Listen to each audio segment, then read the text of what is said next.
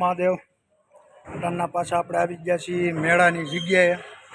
તો ઘણા લોકો પૂછતા હતા કે ભાઈ કેટલુંક મેળાનું કામ ચાલુ થયું. તો જો વાહે એક મશીન ગોઠવાઈ ગયું છે. જો આ ટોરાનું કામ ચાલુ છે. આ બાકીનો સામાન પડ્યો છે, જોઈ શકો છો. આ એક ગોઠવાણું અહીંયા ટોરા ફિટ થાય છે. ઓલી બાજુ હોળી થોડીક ફિટ થઈ ગઈ, હાલો એ બાજુ જઈ.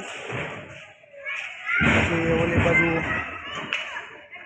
ચકડોળ ગોઠવાઈ ગયું છે. હવે ચકડોળ જોશું. આ બાજુ રેલગાડીનું કામ ચાલુ છે, જે પાછળ જોઈ શકો છો. તો 5-7 દિવસમાં તો લગભગ બધું ગોઠવાઈ જાય. ચાલો હવે ઓલી બાજુ તમને થોડુંક દેખાડું. આ ટોરા અહીંયા લાગી ગયું. આ રેલગાડીનું કામ. ઓલી બાજુ હોળી, આ સામું ચકડોળ 50% ફિટ થઈ ગયું. ચાલો એ બાજુ જઈને દેખાડું. જો અહીંયા બધું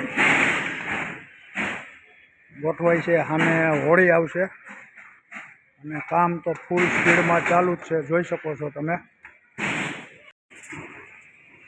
40-50% જેટલું કામ થઈ ગયું છે.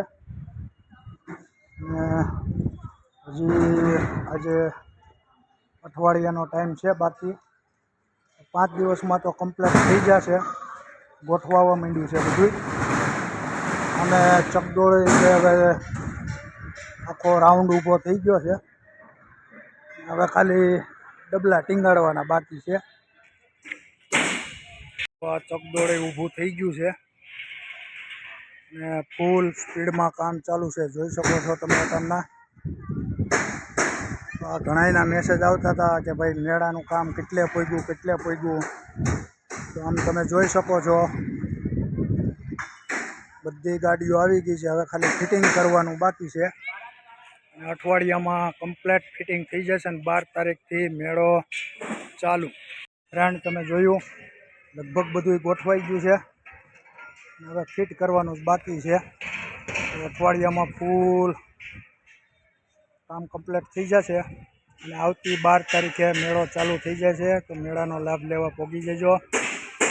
12 તારીખથી ચાલુ થશે અને 18 તારીખે પૂરો થશે.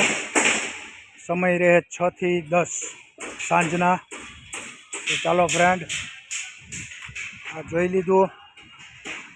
લગભગ બધું અઠવાડિયામાં હવે કમ્પ્લીટ થઈ જશે. 50% કામ થઈ ગયું ને 50% બાકી છે.